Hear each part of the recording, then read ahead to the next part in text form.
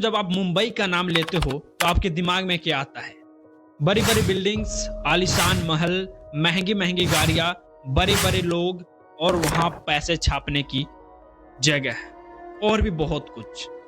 लेकिन शायद आप इन 12 लाख लोगों की जिंदगी के बारे में नहीं जानते हो, जो सिर्फ 2 किलोमीटर के एरिया में फैली हुई झोगी झोपड़ी में रहते हैं, जिसमें आधे से ज्यादा लोगों की जिंदगी में 2 टाइम का खाना शायद नसीब नहीं होता है। इन लोगों की जिंदगी को आप एक बंद पिंजरे से रिलेट कर सकते हो। जैसे एक चिड़िया अपना पूरा जिंदगी, पूरा 24 घंटा एक बंद पिंजरे में गुजार देता है और शायद ही इन्हें कोई खाने को पूछता है। यही जिंदगी है इन लोगों की, जो अपना पूरा जिंदगी एक बंद कमरे में गुजार देता है। यस, यही है धारावी बॉम्बे। दोस्तों, धारावी दुनिया का सबसे बड़ा स्लम है। स्लम का मतलब होता है गंदा बस्ती। मतलब धारावी दुनिया का सबसे गंदा बस्ती है, जिसमें 10 लाख से ज्यादा जिंदगी अभी भी जीती है, मरती है।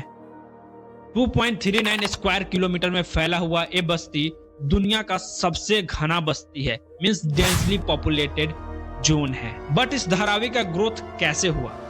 दोस्तों, इसका ग्रोथ मींस इसका स्थापना साल 1884 में ब्रिटिश कॉलोनियल एरा में हुआ था। शुरुआती में ब्रिटिश राज ने यहाँ से छोटे छोटे फैक्ट्रीज को यहाँ से हटाना शुरू किया। उसके बाद गांव से बहुत ऐसे लोग आए और यहाँ पे बसने लगे, अपना खुद का झोगी झोपड़ी बनाने लगे, जिसके बाद यही झोगी झोपड़ी एक रौद्र रूप ले लिया और धारावी का स्थापना हुआ। यहाँ पर ज्यादातर बाहर से आए लोग रहते हैं, जो मुंबई में काम करने आते हैं, मजदूरी करने आते हैं, या फिर उनका खुद का धंधा होता है, जिसके कारण आपको धारावी में हर जाति धर्म समूह के लोग आपको मिल जाएंगे। इतना कुछ होने के बाद भी धारावी भारत की इकोनॉमी में एक अहम रोल प्ले करता है। धारावी का वार्षिक कारोबार करीबन $1 बिलियन का होता है।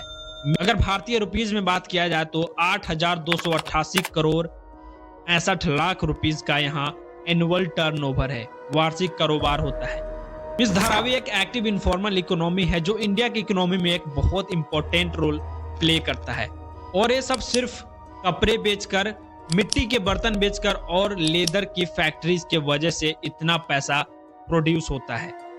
अब सोचो कि कोई जगह इतना पैसा जनरेट करता है, फिर भी उस जगह का विकास क्यों नहीं होता है? आखिर गवर्नमेंट इस जगह को डेवलप क्यों नहीं करती है?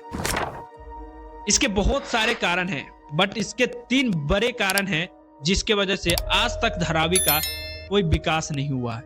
सबसे पहला है वोट बैंक। यस, धारावी एक बहुत बड़ा वोट बैंक है पॉलिटिशियंस के लिए। दूसरा है इलीगल कंस्ट्रक्शन, मींस अवैध घरों का निर्माण वहां पे होता है। एंड तीसरा है नंबर ऑफ इंक्रीजिंग हाउस। धीरे धीरे आज यहाँ पे बहुत सारा घर बन गया है जो कि कंट्रोल से बाहर है। इस तीनों टॉपिक को हम अच्छे से डिस्क्राइब करेंगे। तो सबसे पहले डिस्क्राइब करते हैं वोट बैंक। बात है साल 2000 से 2012 की, जब बांग्लादेशी मुस्लिम यहाँ पे मूव किए एंड उनको कांग्रेस सरकार ने इंडियन सिटीजनशिप दे दिया। मींस अब बांग्लादेशी मुसलमान यहाँ पे भारतीय बन गए, मतलब वो भारत के नागरिक बन गए जो आसानी से वोट कर सकते थे। और इसका सीधा सीधा फायदा होता था आईएनसी को, इंडियन नेशनल कांग्रेस पार्टी को। एक रिपोर्ट के अनुसार जो धारावी के पूरे मुस्लिम्स है वो कांग्रेस के वोटर्स है। इसको आप एक एग्जांपल से समझो, जिसमें पिछले 4 टर्म में एक ही एमएलए है, मींस 20 साल से एक ही एमएलए है, वर्षा एकनाथ गायकवाड़, जो कांग्रेस के लीडर है, वही यहाँ इलेक्शन जीतते आ रही हैं। इससे पहले साल 1999 में इनके फादर एकनाथ गायकवाड़ यहाँ के एमएलए थे, जो पूर्व एमपी है। मींस यहाँ पे करीबन 25 सालों से सिर्फ कांग्रेस की सरकार ही अपना सरकार बना पाती है। इस आंकड़ों से आप समझ सकते हो कि धारावी कांग्रेस के लिए कितना बड़ा वोट बैंक है। दूसरा कारण है इलीगल कंस्ट्रक्शन। यहाँ पे अवैध कंस्ट्रक्शन होता है। अब कानून ये कहता है कि धारावी में आप 1 फ्लोर से ज्यादा ऊंचा बिल्डिंग नहीं बना सकते, बट पूरे रूल्स, पूरे लॉ का धज्जिया उड़ाते हुए धारावी में आपको 3 मंजिला 4 मंजिला मकान आपको इजिली दिखाई दे देगा। 3 मंजिला 4 मंजिला मकान बनाने के पीछे सिंपल सा फंडा है, ज्यादा रेंट आना।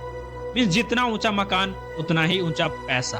अब तीसरा सबसे बड़ा रीजन है increasing of number of houses. Means यहाँ पे घर का निर्माण बहुत जल्दी बढ़ रहा है। पिछले 20 सालों में करीबन यहाँ पे 1 लाख से ज्यादा घर बना है। और भी बहुत सारे रीजन है जिसके कारण इस स्लम का डेवलपमेंट नहीं हो पाता है। शायद इसके पीछे वहां के लोकल्स ही जिम्मेवार है कि वहां का रीडेवलपमेंट नहीं हो पाता है।